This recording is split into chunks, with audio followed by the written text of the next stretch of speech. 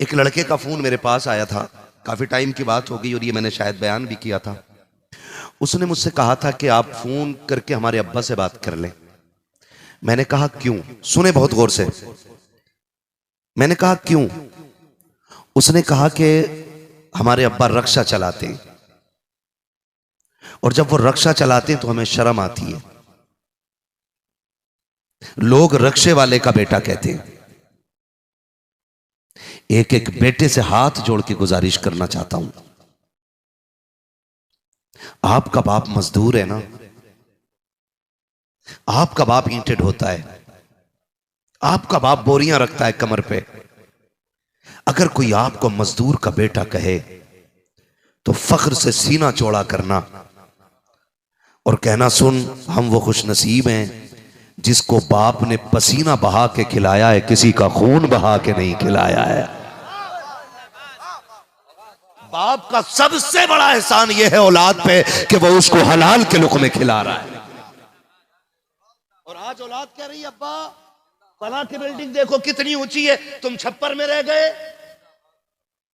जाओ जाके उस इमारत वाले से पूछ तू रात को सोता कैसे है, तुझे नींद आती है कि नहीं? वो भी बताएगा बिना नींद की गोली खाए नींद नहीं आती है। तुझे पता है ये बड़े बड़ी इमारतों वाले कभी 7 घंटे की नींद नहीं सो सकते हैं, ये ऊंची इमारतों वाले बगैर दवा के नहीं सो पाते हैं। वजह सिर्फ ये है कि नींद जो बच्चे गद्दों पे नहीं आती है, नींद नगलों में नहीं आया करती है, नींद रब के करम से आया करती है। नींद को खरीदा नहीं जा सकता है। नींद अगर पैसों से खरीद दी जाती तो गरीब कभी सो नहीं पाता और अमीर कभी उठता नहीं। लेकिन हमने देखा कि अमीर नींद की गोली खा के सोता है, गरीब पत्थर पे लेट जाए अल्लाह नींद दे देता है। क्यों?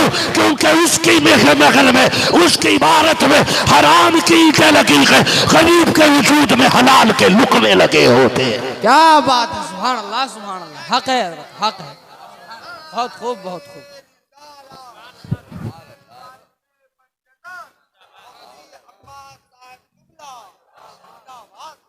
करेंगे इंशाअल्लाह।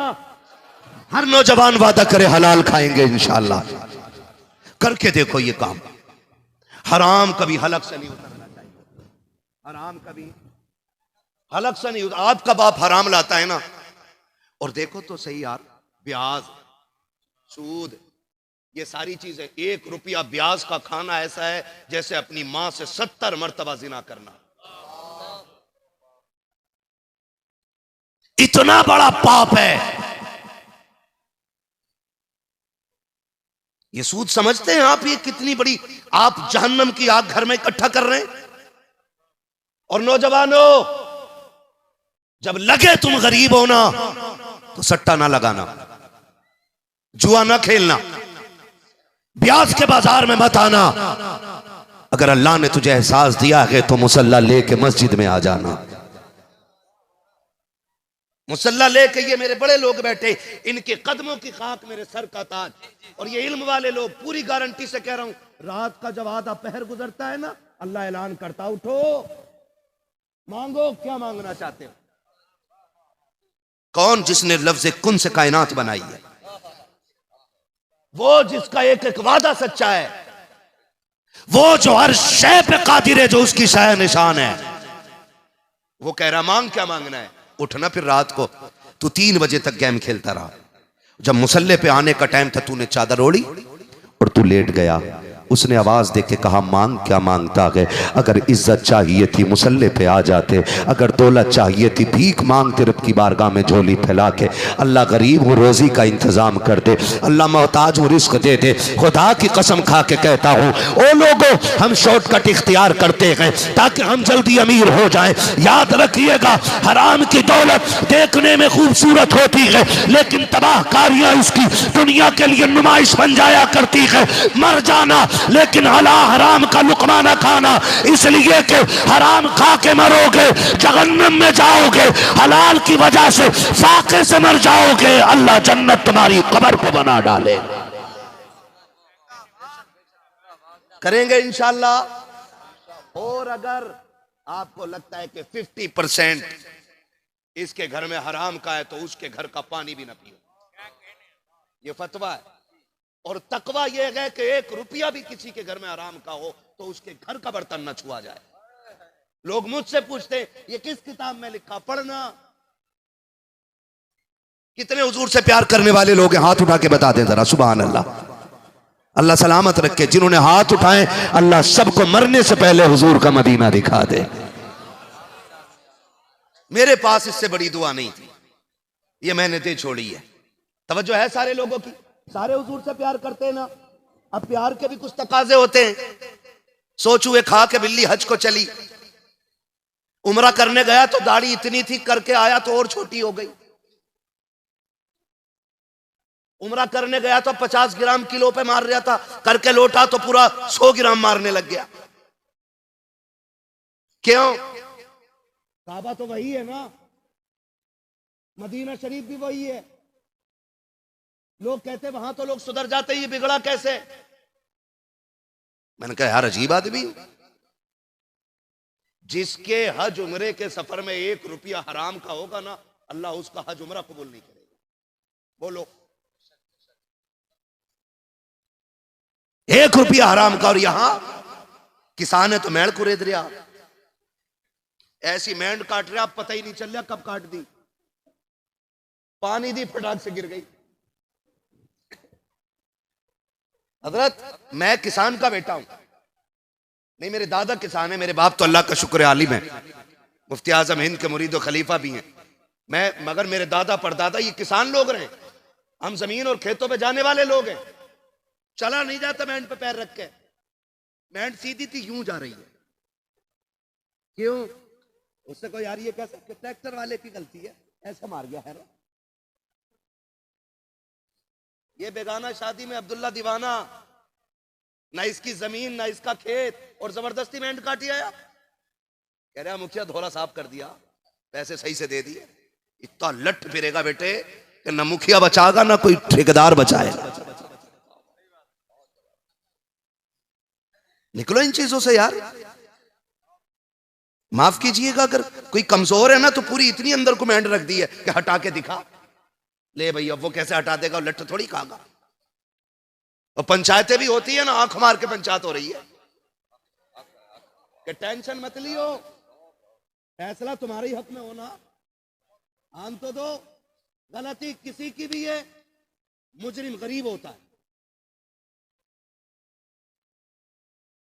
डरो अल्लाह की अदालत में खड़े होने से।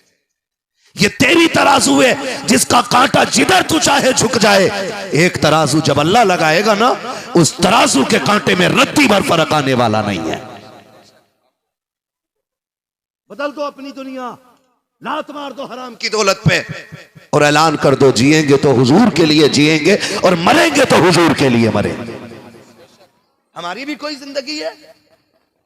जितना हराम खा रहा उतना मस्जिद में जाके पहुंच रहा। हाँ, जितने लुक़्मे हराम के उतना कचर कचर मस्जिद में जाके कर रहा है। वहां नेक बनता। सुन और कान खोल के सुन, तेरी औकात क्या और हैसियत क्या है। न तू सहाबी है, न तू ताबई है, न तू तबे ताबईन में से है। सच तो यह है कि तूने तबे ताबईन को भी नहीं देखा है। तेरे लुक़्मे हराम के, और तू सोचता है कि बख्शा बख्शा आया है। सुन, इश्क किसे कहते हैं। मेरे हुजूर मस्जिद में बैठे, जोहर की नमाज का वक्त हुआ है, नमाज हो गई है। सहाबी आए, उन्होंने आके हुजूर को सलाम किया। सरकार की निगाह करम उठी, सरकार ने चेहरा फेर लिया। वो आगे बढ़े, आका ने फिर चेहरा फेर लिया। जब चेहरा फेर लिया तो बगल में हजरत उमर बैठे थे। हजरत उमर कहते हैं देखता नहीं कि तेरे हाथ में सोने की अंगूठी है और तू चाहता हुजूर तेरे सलाम का जवाब दे, तेरे सलाम का जवाब दे। बस इतना सुनना था, पैरों के नीचे की जमीन खिसक गई। बैठ गए। हुजूर उठे, अंदर चले गए। जब असर की अजान का वक्त हुआ, उसने अंगूठी निकाली और फेंक दी। हजरत उमर ने कहा यार बैठ जाना, हुजूर आएंगे बात हो जाएगी। उसने कहा नहीं। हुजूर को मेरी वजह से तकलीफ हुई है इसलिए उठ के चले गए, दोबारा देखेंगे तो दोबारा तकलीफ ना हो जाए, ये कह के रोता हुआ उठा तो हाथ की अंगूठी निकाल कर फेंकी, अल्लाह अकबर, अंगूठी पड़ी थी जमीन पे, ये तो रोता हुआ चला गया। थोड़ी देर गुजरी है, हजरत बिलाल ने असर की अजान दी है, सरकार तशरीफ लाए, आके करीम ने अंगूठी को पड़ा देखा, कहते उमर वो कहाँ गए कि जो अंगूठी यहाँ छोड़ गया है। हजरत उमर ने बात बताई, सरकार वो ये कहता हुआ चला गया कि मेरी वजह से आका को तकलीफ हुई है, उठ के चले गए हैं, इसलिए मैं जा रहा हूँ, तेरी वजह से दोबारा मुस्तफा को तकलीफ ना हो जाए। सरकार कहते अंगूठी यहीं फेंक के चला गया। हजरत उमर की आंख में आंसू आ गए, या रसूल अल्लाह, रो रहा था, मैंने उससे कहा यार ये अंगूठी तो ले जा, तू नहीं तो तेरी बेटियां पहन लेंगी, औरतों के लिए जायज है, मर्दों के लिए सोना हराम है। कहते या रसूल अल्लाह, उस जबान ने कहा था आका से, उस जबान ने कहा था उमर, बात यह है कि मैं जानता हूं ये सोना है, मेरी बेटी पहन सकती है, लेकिन मेरा इश्क ये कहता है जिसे मुस्तफा नजर से गिरा दे मैं उसे हाथ नहीं लगा सकता हूं। कहा जाओ, आज से मुझे इस अंगूठी से नफरत हो गई है। इतना सुना, नबुव्वत वाली झोली फैल जाती है। आका फरमाते बिलाल, अब नमाज बाद में होगी, पहले गुलाम को बुला के ला और उससे कह देना चल, तुझसे खुदा भी राजी हो गया है, मुस्तफा भी राजी हो गए।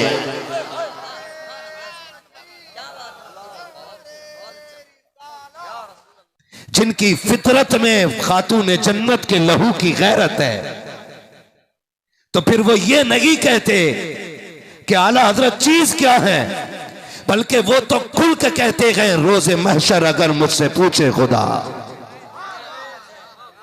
बोल आले रसूल तू लाया है क्या, अर्ज कर दूंगा लाया हूं अहमद रजा, या खुदा ये अमानत सलामत रहे।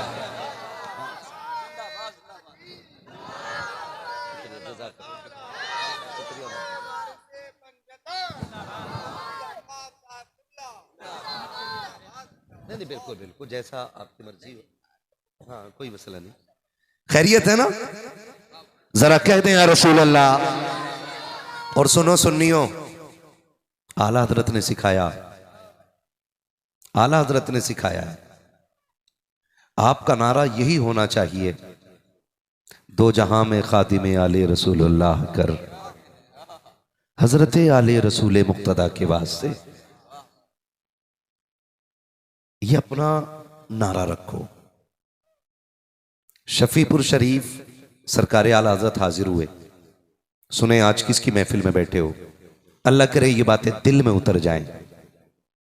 शफीपुर शरीफ सरकार आला हजरत गए, मजार पे हाजिरी के लिए गए और फौरन बाहर निकल आए, तो आपके साथ जो आपके शागिर्द थे, खुद्दाम थे, उन्होंने कहा सरकार कभी ऐसा नहीं हुआ कि आप गए हों और मजार से फौरन आ गए हों, आपका उसूल रहता है कि जिस बारगाह में जाते हैं कुछ देर बैठते हैं फिर आते हैं। तो सरकार आला हज़रत ने कहा था कि मैं आज इसलिए जल्दी आ गया कि जब मैं बारगाह में अंदर गया तो फरिश्ते इतने थे कि पैर रखने की जगह नहीं थी, इतने फरिश्ते अंदर मौजूद थे एक सैयद की कब्र पे कि पैर रखने की जगह मौजूद नहीं थी। फिर मेरे इमाम ने खुल के कहा था कैसे आकाओं का बंदा हूं रजा। आज कोई कुछ भी कह ले, कुछ भी कह ले, सैयद होता क्या है ये आला हजरत से पूछो। उन्होंने कयामत तक आने वाले नासबियों के मुंह पे ताले लगाए और खारजियों का बोलता बंद किया, और उन्होंने कहा था कैसे आकाओं का बंदा हूं रजा, बोल बाले मेरी सरकारों के। आज हम सैयदों के मेहमान बने हैं, ये मेरी और आपकी खुशनसीबी है। हम तो दुआ करते हैं अल्लाह दुनिया में भी सैयदों के दामन से जोड़े रखना, आखिरत में भी सैयदों के दामन से जोड़े रखना। ये दुआएं मांगा करो अल्लाह से, दुआएं मांगा करो खुदा से। आज बड़ी महफिल है, हुजूर के दीवानों का हुजूम है, आपसे मेरी इतनी गुजारिश है कि आप हुजूर की हर निस्बत का एहतराम करना शुरू कर दें। हुजूर की हर निस्बत का एहतराम करें। सिर्फ सैयद नहीं, हम हुजूर के सारे सहाबा का एहतराम करते हैं और यही मसलक आला हजरत है। हमारा नारा है हर सहाबी नबी, हर सहाबी नबी। जिनका अकीदा है वो खुल के बोले हर सहाबी नबी। हाँ जी, अब आए ना मजा। हर सहाबी नबी, गली गली नगर नगर। क्या बात है, ये सैयदों के मिंबर से नारा लग रहा है। जब ये नारा लगे ना गली गली नगर नगर, तो सबको बोलना है अबू बकर अबू बकर, ठीक है ना। फिर एक इसका पलट होगा नगर नगर गली गली। ये नारा लगना चाहिए, लगा के देख लो नारा में, गली गली नगर नगर। नहीं नहीं नहीं, आवाज नहीं निकली अभी तो। कुछ लोग मुंह देख रहे हैं कि बात क्या कर रहा हूं मैं। मसला की हालत बयान कर रहा हूं मैं, और जो इस नजरिए पे नहीं है वो हमारा नहीं है। गली गली नगर नगर। ये सामने वाले बंदे अच्छी आवाज निकाल दे थोड़ी सी, क्योंकि आप आगे बैठे हैं, आपकी ड्यूटी थोड़ी सी ज्यादा है, ठीक है ना। वरना आप पीछे चले जाइए, आपसे अच्छे अच्छे लोग शायद पीछे खड़े हों जिन्हें जगह नहीं मिली है, मैं उन्हें बैठा लूंगा आगे। बोलेंगे तो फिर पता लगना चाहिए। गली गली नगर नगर, गली गली नगर नगर, नगर नगर गली गली। हाँ जी, अल्लाह करे ये आवाज नजफ अशरफ तक जाए। हाँ जी, नजफ अशरफ तक जाए आवाज। शुक्र है परवरदिगार ने हमें सहाबा का मानने वाला भी बनाया है, अहले बैत का मानने वाला भी बनाया है। हम चूंकि मसलक आला हजरत वाले लोग हैं, हमारे दामन में किसी बुजुर्ग की गुस्ताखी का कोई दाग नहीं है। मसलक आला हजरत यह है कि हम हर वली को मानते हैं। बोले सुभान अल्लाह। हम हर वली को मानते हैं, साथ मौला अली को मानते हैं, और सिर्फ मौला अली को नहीं, हुजूर के चारों यारों को मानते हैं, और सिर्फ चार यारों को नहीं, मुस्तफा के सारे वफादारों को मानते हैं। यही अकीदा रहना चाहिए, यही अकीदा और यही मसला के आला हजरत है। बच्चों गांठ बांध लेना, कितना ही लंबा जुब्बा पहन के, कितना ही ऊंचा चोगा लगा के, तो या के नहीं फला सहाबी से नहीं बनती, तो लात मार के कहो कि हमारी तुझसे नहीं बनती, हमारी तुझसे नहीं बनती। इसलिए कि अहले बैत को इसलिए मानते हैं कि वो नबी के घर वाले हैं, और सहाबा को इसलिए मानते हैं कि वो मुस्तफा से निस्बत रखते हैं। दोनों को हम हुजूर की वजह से मानते हैं, और जब जो दोनों को मानते हो तो फिर दोनों को मानना चाहिए। नहीं, जो सहाबी है वो हमारे सर का ताज है। तो ये अकीदा रखेंगे इंशाल्लाह। ये अकीदा रखो, अली अली के नारे लगाते रहो, जन्नत में रास्ता खुला मिल जाएगा। हाँ, मेरे मुर्शिद इजाजत, मेरे मुर्शिद बैत सरकार ताजुशरिया हैं, और मेरे मुर्शिद इजाजत सरकार रईसुल अत्किया सरकार उवैस मुस्तफ़ा हैं। मैंने उनको फरमाते सुना है। अभी किसी छछुंदर ने पोस्ट डाली थी कि खानकाहे बिलग्राम के आबाओ अजदाद का नजरिया राफजियत को बढ़ावा देता है, या वो राफजी अकीदे के लोग थे। एक किताब का हवाला देकर के बात कही गई। मैं मजीद कोई बात नहीं कहूंगा, बस इतना कहूंगा, हाथ कंगन को आरसी क्या, पढ़े लिखे को फारसी क्या, जिसका बाप जिंदा उसको हरामी कहने वाला कौन है।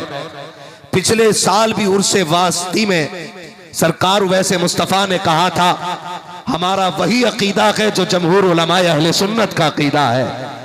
पिछले साल उर्स में यह ऐलान किया गया था कि हमारा अकीदा यह है कि अंबिया के बाद सबसे अफजल जात अबू बकर सिद्दीक की जात है, और दूसरे नंबर पे हजरत उमर की जात है, तीसरे नंबर पे हजरत उस्मान गनी की जात है, चौथे नंबर पे मौला। इतनी जोर से अली का नाम निकले कि राफजी और खारजियों का कलेजा फट जाए। चौथे नंबर पे मौला, मौला, मौला। ये अकीदा है अहले सुन्नत का। इस अकीदे पे रहो। आगे कहते हैं ये अकीदा रखे रहो, अली अली के नारे लगाते रहो, अली अली के नारे लगाते रहो।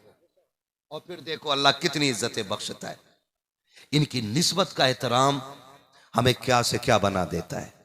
मेरे महबूब ने इरशाद फरमाया, जिसने मेरे औलाद की इज्जत की, तवज्जो कीजिएगा, जिसने मेरी औलाद की इज्जत की या मेरे औलाद की खिदमत की या मेरी औलाद की मदद की, कहते हैं हुजूर कि मैं उसको हाथ पकड़ के जन्नत में दाखिल फरमाऊंगा।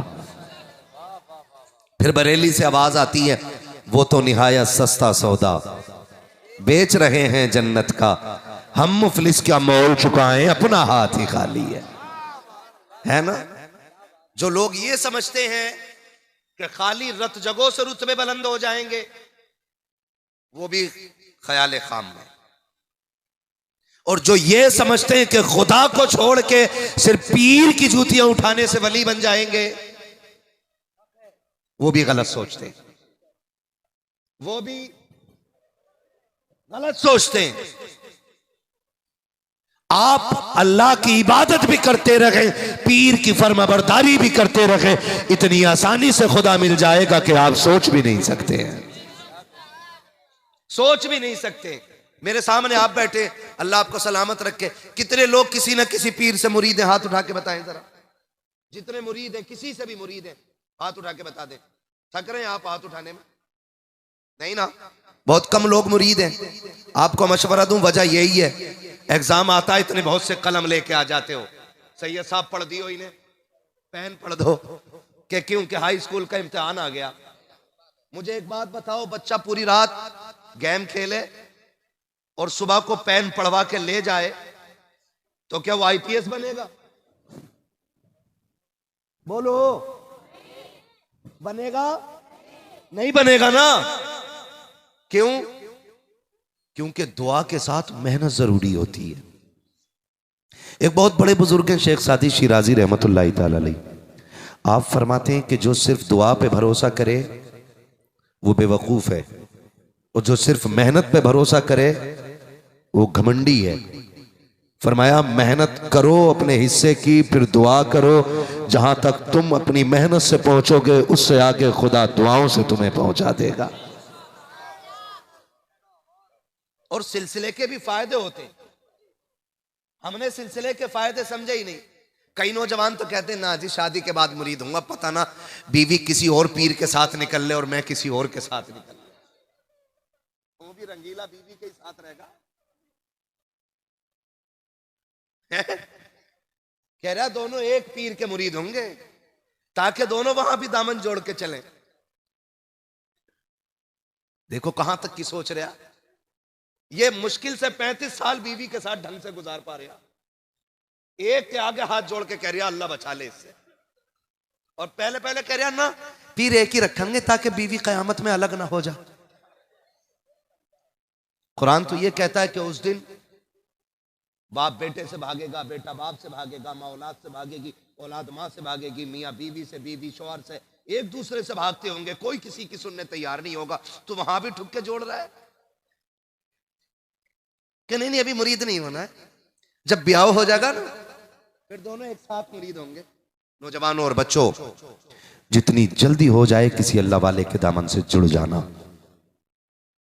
इसलिए कि हम जब किसी अल्लाह वाले के दामन से जुड़ जाते हैं ना तो फिर सिलसिले का फैज जारी कर दिया जाता है। इसलिए मैं तो कहता हूं अपने बच्चों को बुजुर्गों की झोली में डाल दो। सरकार आला हज़रत ने मुफ्ती आजम सरकार को बचपन में ही मुरीद कराया कि नहीं? बोलो।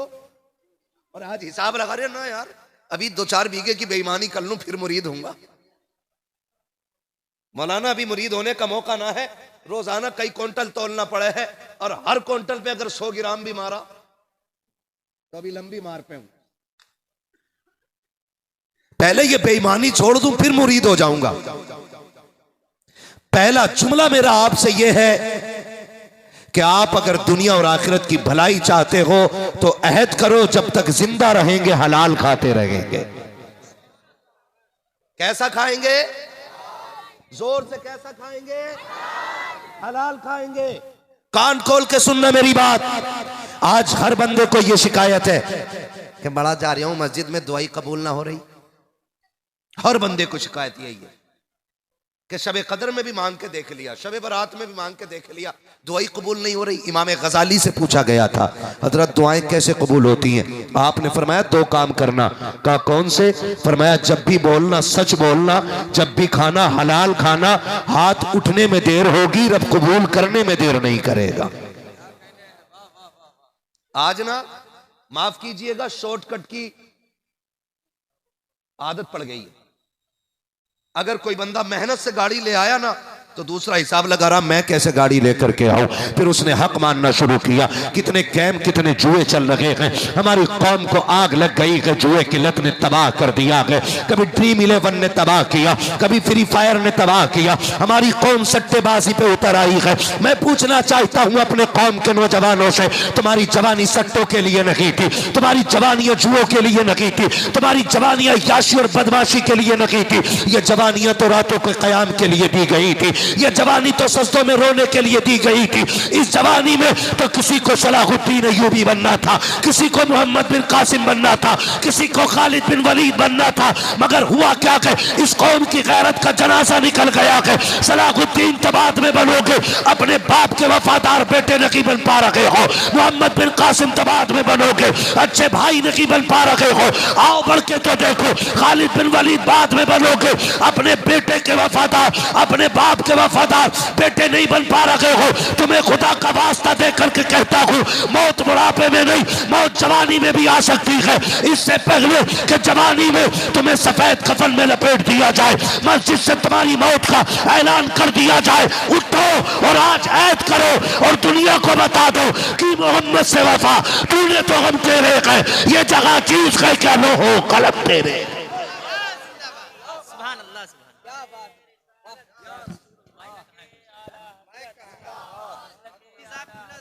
नारे तकबीर, नारे रिसालत, मसलके आला हजरत और से वारिसे पंजतन। सुभान अल्लाह, सुभान अल्लाह, क्या बात है। हलाल खाया करो, हलाल हो जाओ हुजूर के। खुदा की कसम, इससे बेहतर सौदा दुनिया में कोई है ही नहीं, कोई है ही नहीं इससे सस्ता सौदा। हो जाओ हुजूर के, है ना। नौजवान बैठे मेरे सामने, नौजवान और बच्चे मेरी तरफ तवज्जो से देखें। है तवज्जो है, कहूं अगली बात।